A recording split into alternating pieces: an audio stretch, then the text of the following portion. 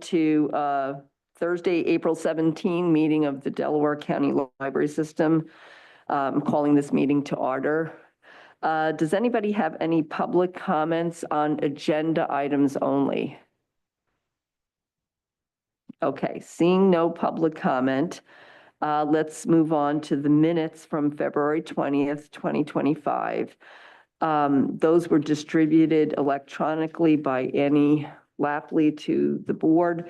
Does anyone have any questions or comments on the minutes or corrections? And if not, do I have a motion to approve? I make a motion to approve. A second? Second. All in favor? Aye. All opposed? Okay, communications and announcements. Annie. Yes, I have a number of announcements, and I'll start with National Library Week, which was celebrated last week, April 6th through the 12th. We marked the occasion on April 2nd at the County Council meeting, where I shared an update about what's happening with Delco libraries. And we also received a resolution from Council. I brought it with me if anybody would like to review it, but we got a very nice resolution, took a great group photo.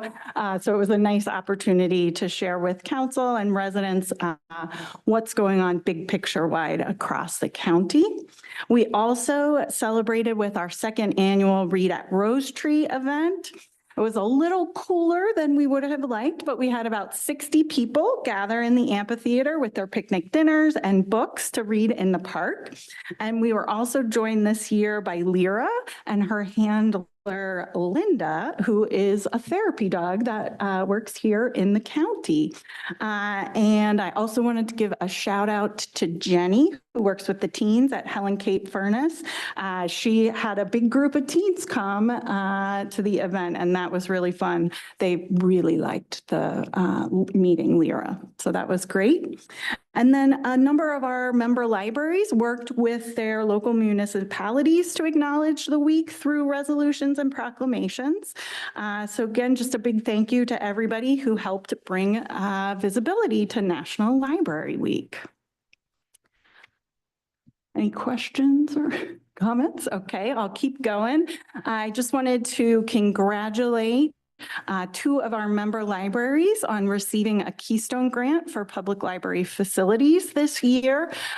Darby Borough and the Darby Free Library were awarded one of the Keystone Grants for interior renovation of the library that will help create a more cohesive, accessible facility with energy conservation measures. Darby actually just started the first phase of their construction project maybe 2 weeks ago. So they're already kicked off with exterior work in this first phase. And then the second library to be awarded the Keystone Grant this year is Springfield. And they're going to be doing a retrofit to the building to update their HVAC, elevator, lighting, and the roof. I'll keep going to the Library Foundation of Delaware County Museum Grant Program. The foundation will again be offering their Museum Pass program for this year. Each library location can be reimbursed for up to $500 after they submit their completed application and paid receipts. The deadline for this program this year is September 30th, and any passes purchased September 24 onward are eligible to be reimbursed. And the foundation said this program is a pleasure to support as it is much used and appreciated by our patrons. I'll also mention that the foundation announced last week that they have a special one-time expansion of this program thanks to an anonymous donor who made a significant gift with the intent of supporting libraries that would most benefit. So the foundation board identified the Museum Pass program as a match, and they have invited eligible libraries, which were libraries with fewer passes and smaller budgets, to apply for additional funding. So the libraries that are eligible at this point have all received communications about that. And then finally, not finally, next, Longwood Gardens Community Read. The Longwood Gardens Community Read Reading Challenge in Beanstack for ages 6 and up kicked off yesterday, April 16th, and it's running through May 31st. Adults who complete the challenge actually get a ticket that's good for up to 4 people to visit Longwood Gardens, and kids can earn raffle tickets for book prizes. And if you show your Beanstack badge at your local library circulation desk, you can get a really cool bookmark that's made out of seed paper that you can plant and grow wildflowers after you're done using it as a bookmark.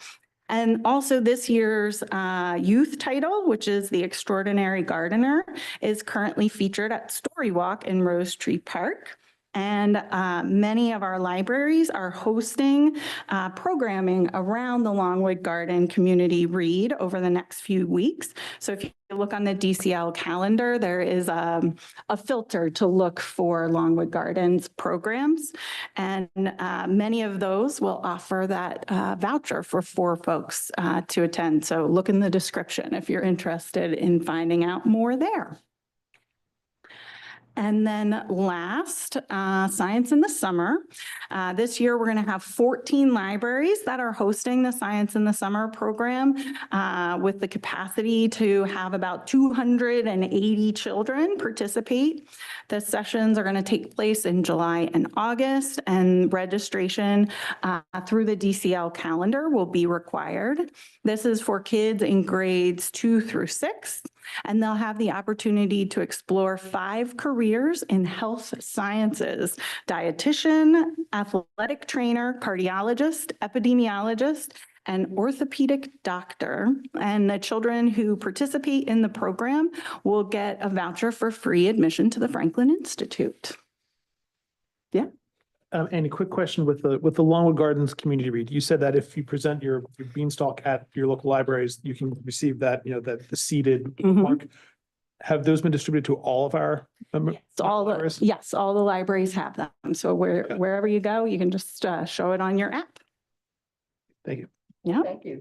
That was a big report. I would in particular like to thank the Library Foundation for that very generous donation. I know they worked really diligently on how to expend it, and they put a lot of thought into it. So, okay, so the next item on the agenda is the financial report from March 31st. Again, that was distributed electronically. Does anybody have any questions or concerns about the financial report? Okay, not hearing any. Do I have a motion to approve? Motion to approve. Do I have a second? Second. All in favor? Aye. All opposed? Motion carries. Administrators report. Annie? Yes, up first, the annual report. As you know, hopefully each year, all of our state-aided libraries, which are all of our member libraries, are required to complete what we call the annual report to the Office of Commonwealth Libraries. This gathers statistical data that Office of Commonwealth Libraries, and my notes say IMLS, use. And the report is really intended to, help us understand what's going on in libraries, and also to be used as an advocacy tool and in our local decision making. So it is really important that all of our libraries participate, which they do. And the library reports were due back on March 10th, and then they were reviewed by the district consultant. Kip then worked with each of the libraries to make updates and edits, and now the reports are under review at the Office of Commonwealth Libraries, and they may have additional edits and things that need to be changed or reviewed. So this is just a reminder to our libraries that it's really important to give a timely response to any of those edit requests that come from office. But we did get an initial response from every library. Yes, Okay. correct. Everybody is complying. So thank you. Any questions about the annual reporting? Okay. wanted to let everybody know about the district negotiated agreement. Each year around this time, we negotiate an agreement for district services. The mandate for our district is twofold: to provide equity of access and library development. And each year we have a negotiating committee that's made up of member libraries, DCL staff, and typically a board member or two. So DCL drafted our agreement using a template that the Office of Commonwealth Libraries provides. And then the agreement went out to all of our member libraries to have a chance to review it and provide feedback to any of the negotiating committee members. And then that committee met on April 10th, and the agreement was finalized and shared out with all of the member libraries for review and verification. A simple majority of the libraries need to approve the agreement for it to move forward. And the member library verifications are due no later than May 23rd. So you should be hearing about it probably in your next board meeting at your local library. And I wanted to give a quick thank you to our negotiating committee. We had folks from Media Upper Providence Library, Middletown Free Library, Norwood Public Library, Radnor Memorial Library, Ridley Park Library, and Ridley Township Library and Resource Center, as well as Helen McGrain. So thank you all for participating. So will this board get a final copy of it? Yes. Okay. Yes, it'll be shared at the next. Okay, any other questions? So, and just a quick question. So Yeah. With, you said that that we should receive the final agreement soon, and then all the member libraries have until when to submit their, May 23rd. the 23rd? And what happens if a member library does not? As long as a majority do, the agreement still goes into effect, and nothing happens if they choose not to. Okay, it doesn't affect yeah. funding, it doesn't affect. No. Thank you. Thank you. Anybody? Okay. I wanted to give an update about what's been happening with the system-wide evaluation. Members of our system-wide evaluation task force, which was representatives from member libraries, this board, the Library Foundation, and DCL staff had the second meeting back in mid-March on the 19th. And at this meeting, the group reviewed the various ideas that had been brought forward in our 4 stakeholder groups. And decided on what the first priorities as far as work towards the recommendation in that system-wide evaluation should be. So that group identified advocacy support, creation of a substitute pool of library staff, and training and mentorship to be the first priorities.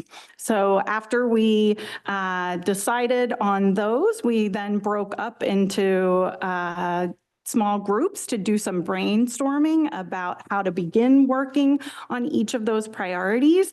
And now the DCL staff work group has been reviewing the recommendations and preparing to start moving some of those forward. So we anticipate that the task force won't meet again immediately, but will reconvene after a period to review the progress and make any adjustments as needed. And that will be working with this board and then putting out calls to member libraries to start participating in some of that work on the actual priorities. So does the county board want a report back at some point? So I meet monthly with Dr. Taylor, but I haven't met with her since that meeting. So I'll be talking with her about what has come from the meetings and how she would like us to move forward as far as if and when to present at council or to take any next steps. Okay, so at our next meeting, you can let us know what Yes. happened. Yeah. Yep, absolutely. Any other questions there? Okay, last, I would like to give an update about our strategic plan. So I know you all would remember that at our last meeting, Cheryl Trent, S Brand Solutions, provided an overview of the update to the DCL strategic plan that we've been working on over the last 6+ months. Since that meeting, the DCL staff had the chance to work with Cheryl on an implementation plan of that strategic plan. So that's really the tool that will help us plan actual action steps and record progress on those goals. So while we've been finishing up that part of the planning phase, we've obviously also been continuing the work towards some of those goals. So tonight I want to highlight two of the key focus areas that we've been working on. First, our goal number one is to reach people in all areas of Delaware County. So we have really been focusing on growing our outreach events. So things like Read at Rose Tree and participating in community events. Like last week, we had folks at the Senior Expo hosted by State Senator John Kane and State Rep Leanne Kruger. And in goal number two, which is enhance advocacy to increase funding, National Library Week was obviously a really great opportunity to showcase what's going on in libraries and work on building relationships during those times when we're not asking anybody for money, which is important. And what I wanted to highlight about that was one of the action steps that had been identified in that goal was to collect data and stories via the DCL's new website. We have a form function that we never had on the old site. During Library Lovers Month in February, we did a big push to collect impact stories using that tool. And I was able to include quotes from several of them in my presentation to council. And I heard from so many people afterwards how they loved hearing those real stories. So that was just a really nice example of actually putting into action one of those ideas and seeing really nice results from it. So there's probably more to say about this strategic plan, but that's what I've got for the moment, unless I can answer any other questions. No, I don't have any questions. It seems like there's a little overlap with what we're doing. Yes, absolutely, by design, right? Yep. All right, thank you. Okay, thank you, Annie. The next item on the agenda is committee reports, and other than our work on the system-wide evaluation, which Annie reported on, we don't really have any committees. New business, I don't have any new business. You don't have any new business. Old business, it just occurred to me, what is going on with the Haverford Library? Did it reopen or is it? Oh, thank you for mentioning. So Saturday, which is the 19th, is going to be their last day in their temporary location. And they will spend the month moving back to the renovated building. And May 22nd is the scheduled ribbon cutting. Don't know the time. That's exciting. That was a long time in coming. Yeah. Absolutely. So, and just to be clear, that there'll be roughly a month then when Haverford Library is not. They're not operating anywhere between the 19th or the 19th is the last day. They're open on Saturday. Sure, the patrons won't even notice the blip once their beautiful new library is open. Yeah. It'll be painful right now, but then they won't remember. Sure. Okay, the next item on the agenda is public comment. And at this point, you can comment on anything on the agenda, or if you'd like to speak about something going on at your library or other items, you're welcome to come up and identify yourself at the microphone and say your piece. Go ahead.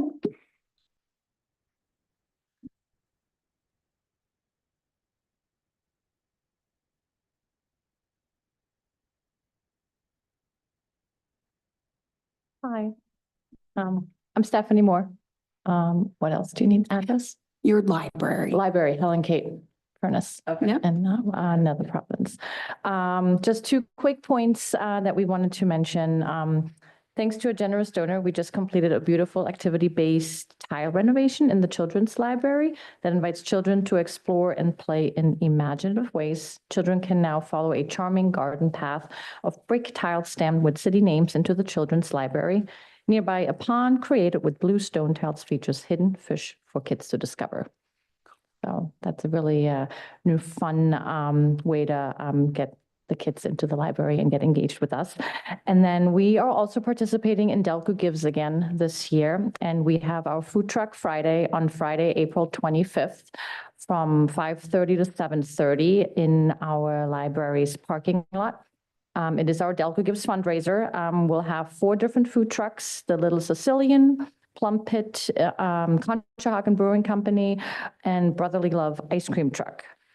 We have live music from Last Chance, lawn games, and fun for the whole family.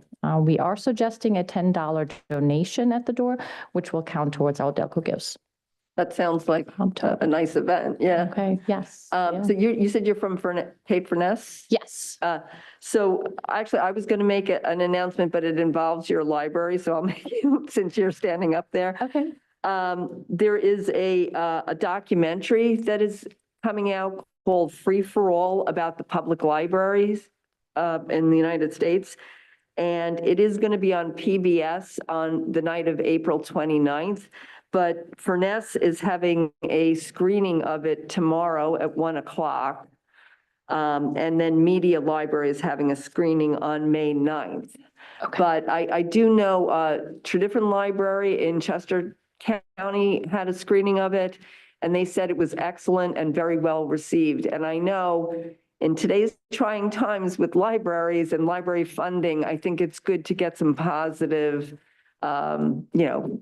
documentaries out there about the library. So if you can't go to any of those 2 library events, it is on TV, April 29th. Okay. Thank you for sharing. Had another person?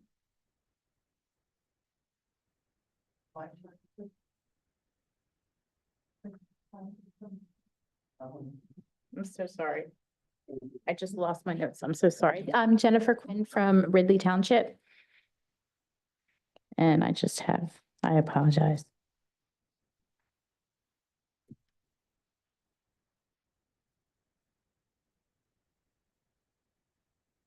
I know while I'm looking up, they have started planning our spring book sale for the library. They're also planning a mini golf night where they're going to set up a course and have just indoor mini golf kind of thing. That's going to be set mostly for adolescent volunteers that are helping to set it up. But then they're also planning to have an evening for people with sensory issues to come in and do it without outside distractions. I'm so sorry.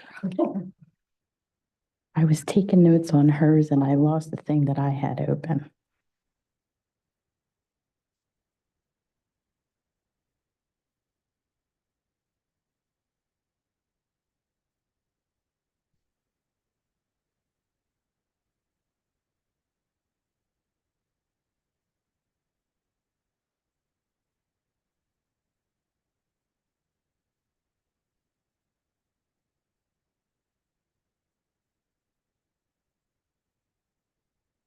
Anybody else want to go?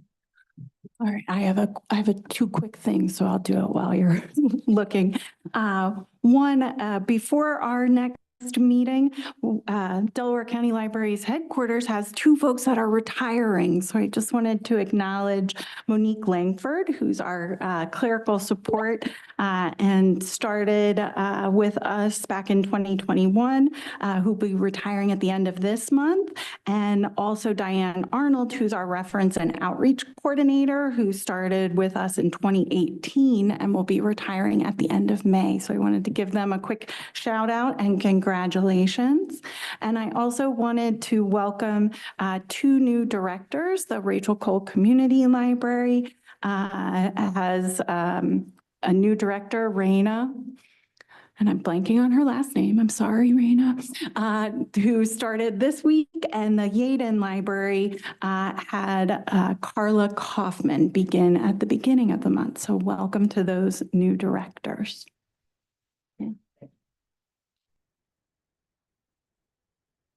Also, if you're here in person and haven't signed in, make sure you do that for attendance purposes.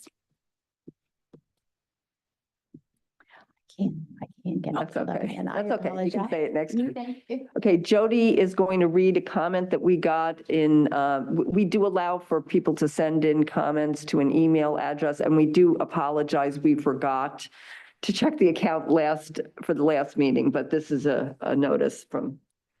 So, thank you, Madam President. So this is a public comment from Glenna Carroll on the Board of Trustees from the Aston Public Library. And her message is, following the DCLB advice for advocacy, the Board of Trustees of the Aston Public Library has sent a letter to PA State Representative Leanne Kruger and PA State Senator John Kane, emphasizing that state library aid is crucial for Pennsylvania public libraries and that inflation adjustments are needed. The letter also asks for reconsideration of the increasingly costly and difficult audit requirements. And that was the conclusion of her public comment. Thank you, Jody. Okay, so oh, you have it. Come on, back up. First time, I'm so nervous. The director also wanted me to note, the library is accepting about 150 passport applications per month as a certified passport acceptance facility. We started in July 2023. We also have 2 notaries on staff and average about 30 notary transactions per month. That is a great service. Thank you. Okay, so just a reminder, the next meeting is going to be the 4th Thursday in June rather than the 3rd, because the 3rd is the Juneteenth holiday. So it will be June 26th at 6:30. Okay, so can I get a motion to adjourn? Motion to adjourn. Second. All in favor?